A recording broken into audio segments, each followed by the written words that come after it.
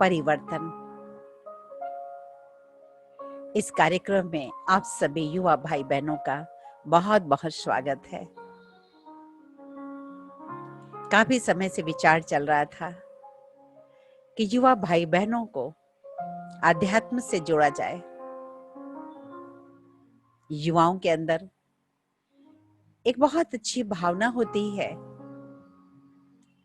चारों तरफ अव्यवस्था देखते हैं तो उसे परिवर्तन करने की, कोई हेल्पलेस दिखता है उसे हेल्प करने की, जीवन में बहुत कुछ ऊंचाइयों तक अपने आप को पहुंचा देने की। किंतु आज चारों तरफ माहौल कैसा है? इस बाहरी भौतिक जगत में तो अगर ऊंची उड़ान की सोचे तो आज हर जगह चैलेंज चैलेंज चैलेंज है, चुनौतियां ही चुनौतियां हैं, समस्याएं ही समस्या है। कहीं से भी पॉजिटिव इनपुट बहुत मुश्किल ही समझ में आ रहा है और इसलिए तन और मन से कमजोर होता हुआ युवा आजकल टेंशन, डिप्रेशन, सुसाइड और न जाने कितनी तरह की बीमारियों का शिकार होता जा रहा है। कभी व्हाट्सएप में तो कभी फेसबुक में तो कभी एसएमएस में, कभी फिल्मों में, कभी ड्रग्स में, न जाने किस किस चीज में वो अपनी समस्या के समाधान की तलाश करता है। आज पारिवारिक समस्याएं, शारीरिक समस्याएं, क्योंकि बीमारियां भी बहुत बढ़ रही है ना, शारीरिक समस्याएं, आर्थिक समस्याएं, रोजगार की समस्याएं, राष्ट्रीय अंतर्राष्ट्रीय समस्याएं, कितनी समस्याएं गिनाए, कितनी वैरायटी प्रकार की, बहुत लंबी लिस्ट बन सकती है। आज के युग को समस्याओं का ही युग कहें तो अतिशयोक्ति नहीं होगी। आखिर इन सभी बातों का कुछ समाधान है? जी हाँ, युवा के द्वारा ही समाधान हो सकता है। युवा वर्ग बहुत कुछ कर सकता है। इतिहास को तो देखिए, जब जब प्राकृतिक आपदाओं ने घेरा देश को, सेनाओं में सैनिक युवा ही होते हैं देश की रक्षा करने में और प्राकृतिक आपदाओं में भी राहत देने में।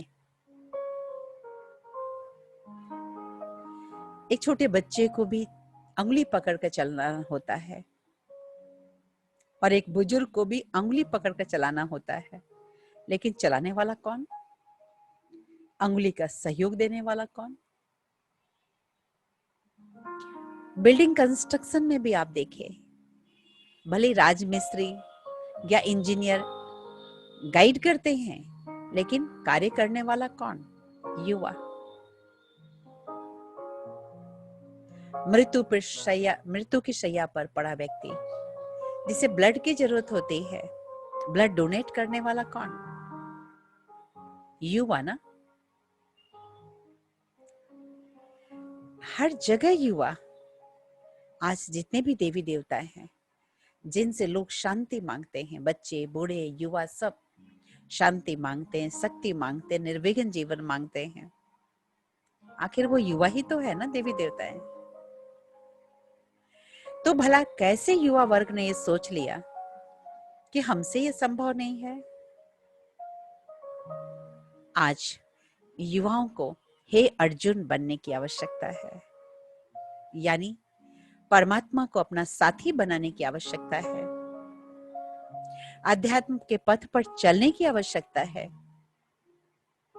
अध्यात्म एक ऐसा विषय जो अपने आप के अंदर छिपी हुई शक्तियों को अध्ययन करना सिखलाता है। ताकि उस शक्तियों का अध्ययन करके हम स्वयं के और देश के हित में लगा सके, विश्व के हित में लगा सके। आध्यात्मिकता अपने अंदर छिपी हुई अपनी कमजोरियों को भी अध्ययन करना सिखलाता है, ताकि हम अपने अंदर के दुश्मन को पहले मार लें। याद रखें, शत्रु कोई और नहीं है, अपने अंदर छिपी हुई नकारात्मकताएं हैं। स्वयं भगवान ने आप पर नजर डाली है और आप उनकी आशाओं के दीपक है। पेश है इस कार्यक्रम के द्वारा श्रीमद् भगवत गीता के आध्यात्मिक पहलू को आप सभी युवा भाई बहनों के लिए प्रस्तुत करने की।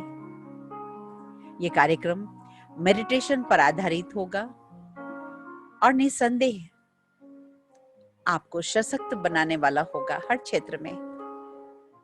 चाहे एकाग्रता की कमी हो, चाहे एडजस्टमेंट की कमी हो, चाहे खुशी की कमी हो, कोई भी कमी हो, सब कमी को पूरा करेगा। आपसे अनुरोध है, इस कार्यक्रम का अवश्य लाभ उठाएं और आपसे रिक्वेस्ट है, इस चैनल को अवश्य सब्सक्राइब करें, शेयर करें, लाइक करें अगर आपके लायक कुछ भी बातें होती है तो। चले शुरुआत में ही आज कुछ क्षण के लिए इस सांसारिक बातों को भूलकर अपने मन को भ्रिकुटी के बीच में केंद्रित करें। महसूस करें ये मस्तिष्क इस सारे शरीर का नियंत्रण कक्ष है। इसके मध्य में विराजमान मैं कहने वाली शक्ति, मैं एक अति सूक्ष्म प्रकाश पुंज हूं।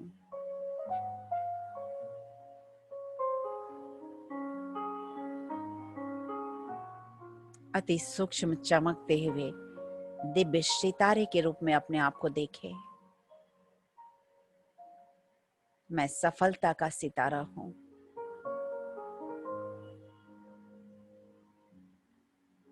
मैं अपने कुल का दीपक हूं।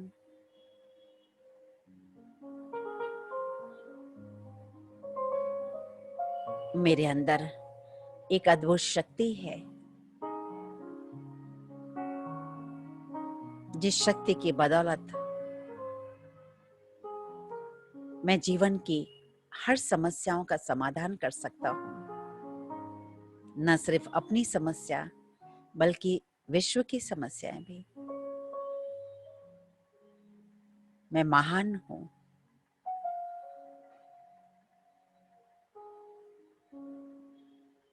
मेरा महान उद्देश्य से जन्म हुआ है।